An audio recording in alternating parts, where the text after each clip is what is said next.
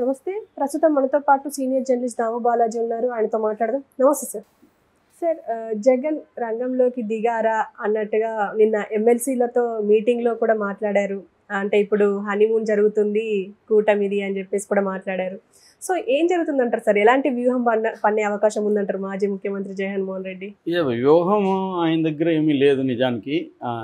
తిరగబడాల్సిన అవసరం ఒకటి అంటే మామూలుగా నేను చాలాసార్లు చెప్తున్నా, politics is also like war, యుద్ధం లాంటిది. యుద్ధంలో ఎప్పుడైనా కూడా ఒకరిది పై చేయనప్పుడు వాళ్ళు అఫెన్స్లో ఉంటారు, రెండో వాడు డిఫెన్స్లో ఉండాలి. వార్ఫేర్లో అంటే యుద్ధ కళలో డిఫెన్స్ అఫెన్స్ అనేవి రెండు కూడా ఉంటాయి. నువ్వు అఫెన్స్ చేయగలిగితే సరిపోదు, డిఫెన్స్ కూడా. అంటే దెబ్బ కొట్టడమే కాదు, దెబ్బ తినడం కూడా నేర్చుకోవాలి. దెబ్బ తిని తట్టుకోవడం నేర్చుకోవాలి. అందుకని మాకు కూడా ఇప్పుడు చెప్పించేవాళ్ళు ఏంటంటే, ఒక్కోసారి మనం విప్లవం ఏమీ చేయకపోయినా బతికుండడమే విప్లవం చేయడం అని చెప్పేవాళ్ళు. అంటే నువ్వు చావకుండా ఉంటే మళ్ళీ నీకు సమయం దొరికినప్పుడు నువ్వు ఫైట్ చేస్తావు. అందువల్ల డిఫెన్స్ పీరియడ్లో ఏంటంటే ప్రధానంగా నిన్ను కాపాడుకోవడం, ఆరోగ్యంగా ఉండడం, మెంటలీ సేన్గా ఉండడం, నీ శక్తుల్ని కూడా తీసుకుంటా రావడం మెల్లమెల్లగా. ఇది డిఫెన్స్ చేసే ఇది. దాని తర్వాత ఎక్కడ ఎనిమి దగ్గర ఎక్కడైనా పగుళ్ళు అంటాం కదా, కొంచెం గ్యాప్స్ కనబడినప్పుడు ఆ గ్యాప్ని పెంచాలి, పెద్దది చేయాలి. మనం ఎక్కడో ఒక చోట చిన్న గ్యాప్ వస్తుంది, దాన్ని సైలెంట్గా పెంచాలి. ఇటువంటివి చేసుకుంటూ వెళ్ళాలి.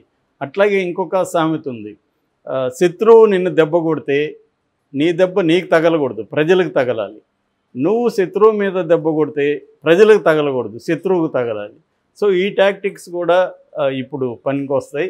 ఇంతవరకు జగన్ దెబ్బ చంద్రబాబుకు కాకుండా ప్రజలకు కూడా తగిలింది చాలా చోట్ల. ఇప్పుడు చంద్రబాబు కూడా అదే చేస్తున్నాడు. జగన్ మీద దెబ్బ కొట్టడానికి చంద్రబాబు ట్రై చేస్తుంటే ఈ దెబ్బ ప్రజల మీద కూడా పడడం మొదలైంది. ఎందుకంటే వీళ్ళ అటాక్స్ అనేవి సాధారణ ప్రజల మీద కూడా అయింది. ఒక ఊరిలో ఒక బ్యాచ్ని కొడితే ఆ ఊరు చుట్టుపక్కల ఊర్లంతా కూడా తెలుగుదేశానికి యాంటీగా మారే అవకాశం ఉంది, ఇప్పుడు కాకపోయినా మెల్లగా. సో ఈ సిచ్యువేషన్ని వీళ్ళు క్యాష్ చేసుకోవాలి. సో ఇప్పుడు జగన్ మెల్లమెల్లగా అతను ఫస్ట్ రోజు దుఃఖంతో పూడుకుపోయిన గొంతుతో మాట్లాడినాడు. నేను ఇంతమందికి చేసా వీళ్ళ ఓట్లంతా ఏమయ్యాయని.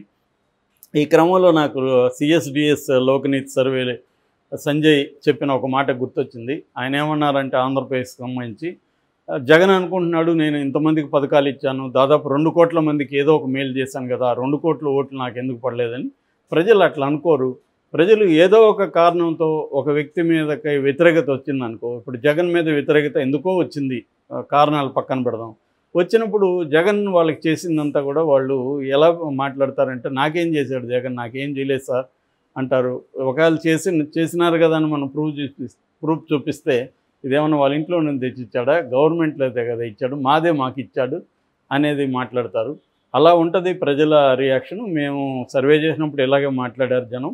కాబట్టి అదొక్కటే సరిపోదు, అనేక అంశాలు పరిగణలోకి తీసుకోవాలి. మనం ఒక సక్సెస్ని ఫెయిల్యూర్ని అనలైజ్ చేసేటప్పుడు అన్ని సిఎస్డిఎస్ లోక్నీతి సర్వేకి సంబంధించిన వాళ్ళు చెప్పారు.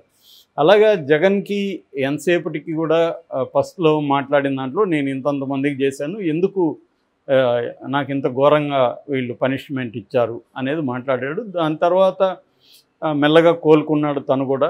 తను ఒకటేమో ప్రమాణ స్వీకారానికి వెళ్ళొద్దు అనుకున్నాడు. ఎందుకంటే ఒక పక్క దాడులు జరుగుతూ ఉంటే ఆ దాడులు చేస్తున్న అతను ప్రమాణ స్వీకారం చేస్తూ తను పిలిస్తే తను వెళ్ళి అక్కడ పార్టిసిపేట్ చేస్తే వీళ్ళకందరికి కాలుతుంది.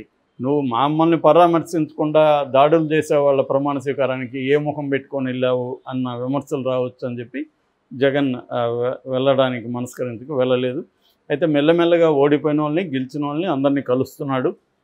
అలాగా నిన్న ఎమ్మెల్సీ మీటింగ్లో కలిసినప్పుడు చాలా విషయాలు జగన్ ఫస్ట్ టైం ఓపెన్గా మాట్లాడాడు. అదేంటంటే, ఇప్పుడు కూటమి హనీమూన్ పీరియడ్ అంటారు మామూలుగా. హనీమూన్ పీరియడ్ అంటే ఓపెనింగ్, అధికారంలోకి రాగానే కొంత పీరియడ్ని హనీమూన్ పీరియడ్గా పిలుస్తారు. సో హనీమూన్ పీరియడ్లో మనం విమర్శలు అనేవి ఇప్పుడే స్టార్ట్ చేద్దాం, మనం చూద్దాం కుదురుకొని గవర్నమెంట్ ఏం చేస్తుంది అనేది చూద్దాము అనేది మాట్లాడాడు. అట్ ద సేమ్ టైం ప్రత్యేక హోదా ఇప్పటివరకు డిమాండ్ చేయలేదు చంద్రబాబు. అది డిమాండ్ చేయకపోతే, ఇప్పుడు కూడా డిమాండ్ చేయకపోతే ఇంక వేస్ట్. ఎందుకంటే చంద్రబాబుకి బలమైన ఇక్కడ ప్రభుత్వం ఉంది, అక్కడ కూడా చంద్రబాబు బలం మీద ఆధారపడే మోడీ ప్రభుత్వం, ఎన్డీఏ ప్రభుత్వం ప్రధానంగా ఉంది. ఎందుకంటే బీజేపీ తర్వాత అతిపెద్ద పార్టీ తెలుగుదేశం పార్టీ. కాబట్టి ఇప్పుడైనా డిమాండ్ చేయాలి అనేది జగన్ అడిగాడు. జగన్ అడిగిన ఎవడైనా అది అయితే కరెక్టే. బట్ చంద్రబాబు ఇంకా దాని గురించి ఏం మాట్లాడలేదు. ఎప్పుడు మాట్లాడతాడు అనేది చూడాలి. వేరే విషయాల మీద చంద్రబాబు ఫోకస్ చేస్తున్నాడు. ముఖ్యంగా గవర్నమెంట్ని ఫామ్ చేసుకోవడం, అక్కడ కూడా సెంట్రల్లో కూడా తన మినిస్టర్లు, తన ఇతర పదవులు గవర్నర్ ఆఫర్ చేశారు అంటున్నారు. అట్లాగే స్పీకర్కి సంబంధించి ఈ విషయాల మీద ఫోకస్ చేస్తున్నాడు. ఇమ్మీడియట్గా మనం వాళ్ళని ఒక బ్లాక్మెయిల్ చేసినట్టుగా బెదిరించకూడదు అనేది చంద్రబాబు స్ట్రాటజీగా మనకు కనబడుతుంది. ఇప్పుడే పవర్లోకి వచ్చాం, ఆల్రెడీ వాళ్ళు ఒక భయంతో ఉంటారు, వీడేమన్నా విత్డ్రా చేసుకుంటాడనే ఒక ఇన్సెక్యూరిటీ బీజేపీకి ఉంటుంది. ఇప్పుడు మనం నువ్వు కత్తి పెట్టి నువ్వు మాకు ప్రత్యేక హోదా ఇస్తావా లేవా అనేది కత్తి పెట్టడం కంటే ఎలా మెల్లమెల్లగా మనం ఆ పవర్లో మనం పాత్ర పెంచుకుంటూ వస్తే మనం డిమాండ్ చేయొచ్చు మెల్లమెల్లగా. ఆల్రెడీ ఒక 5,500 కోట్లు ట్యాక్స్ అమౌంట్ అది ఇతర రాష్ట్రాలకు కూడా ఇచ్చారు, అలాగే ఆంధ్రప్రదేశ్కి కూడా ఇచ్చారు. అలాగా మెల్లమెల్లగా 1 by 1 ప్రభుత్వం దగ్గర చేయించుకుందాము అనేది చంద్రబాబు స్ట్రాటజీగా కనబడుతుంది. దీన్ని వైసీపీ నుంచి ప్రెజర్ చేయడం అనేది మనకు స్టార్ట్ అయింది జగన్ దగ్గర. అంటే మీరు ఎందుకు అడగట్లేదు ప్రత్యేక హోదా అనేది వీళ్ళు మాట్లాడుతున్నారు. దానికి ఆల్రెడీ వీళ్ళు కూడా కౌంటర్ వేశాడు. నువ్వు 5 ఏళ్ళు ఎంపీకావు, నువ్వేం చేయకుండా 5 ఏళ్ల పాటు దాన్ని కోల్డ్ స్టోరేజ్లో పెట్టి ఇప్పుడు మాట్లాడుతున్నావని. ఇలాగే ఇవి జరుగుతుంటాయి. ఏదేమైనా ఇప్పుడు జగన్ ఒక పిలుపు అయితే ఇచ్చాడు. ఇదేంటంటే మనం కళ్ళు మూసుకుంటే 5 ఏళ్ళు అయిపోతాయి, మనకి మరీ అంత మనం బలహీనం అని మీరు ఫీల్ కాకండి, మనకు కూడా 40% ఓట్లు ఇచ్చారు.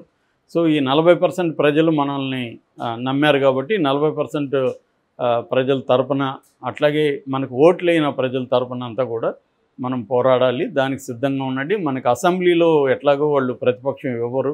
మామూలుగా టెక్నికల్గా అయితే ప్రతిపక్షం రాదు, పొలిటికల్గా అయితే ప్రతిపక్షం ఇవ్వాలనేది డెమోక్రటిక్ స్పిరిట్తో మాట్లాడుతున్నారు. గతంలో కూడా కాంగ్రెస్కి కూడా మెజారిటీ లేకపోయినా పార్లమెంట్లో కూడా చాలామంది డెమోక్రటిక్ మేధావులు ఇదే వాదించారు.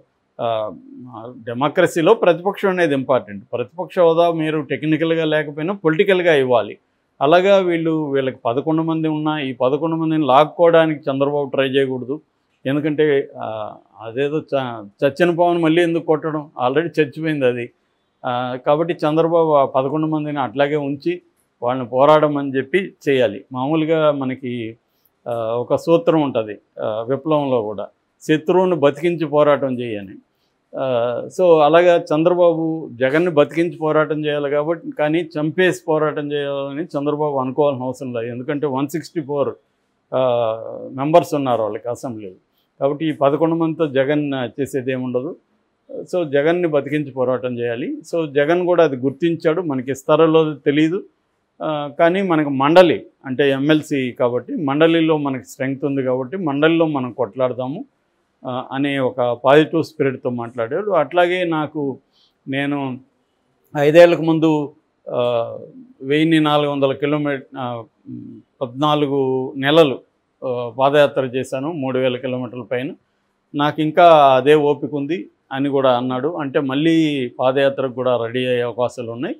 ఇమ్మీడియట్గా జగన్ కర్తవ్యం ఏంటంటే ఇప్పుడు దాడులు జరిగిన ప్రజలకు భరోసా ఇవ్వడం, దానికి సంబంధించి ఒక స్ట్రక్చర్స్ ఏర్పాటు చేయడం. అంటే ఎవరి నియోజకవర్గంలో కమిటీని, పొలిటికల్ కమిటీ ఫార్మింగ్, తర్వాత లీగల్ కమిటీ ఫార్మింగ్.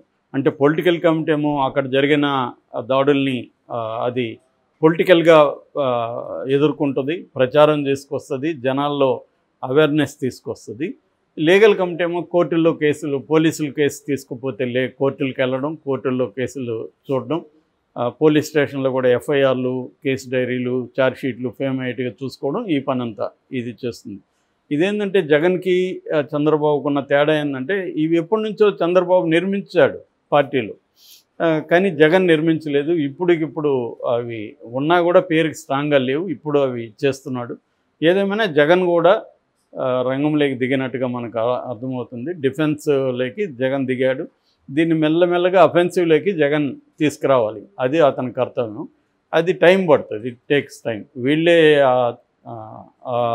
ఆపర్చునిటీ జగన్కి ఇస్తారు. ఎందుకంటే వీళ్ళు వరుసగా కుంభకోణాలు, అరెస్టులు, కేసులు, ఒక పక్క వీధి పోరాటాలు మొదలు పెడతారు కాబట్టి తెలుగుదేశం వాళ్ళు, అప్పుడు వీళ్ళకి కూడా స్కోప్ వస్తుంది రివర్స్లో వాళ్ళు కూడా అఫెన్సివ్లోకి రావడానికి.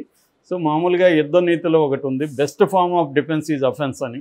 సో నిన్ను నువ్వు కాపాడుకోవాలంటే నువ్వు ఎంతసేపటికి దెబ్బ కాసుకుంటుంటే కొడతానే ఉంటాడు వాడు, మనం కూడా ఒక దెబ్బ కొట్టాలి.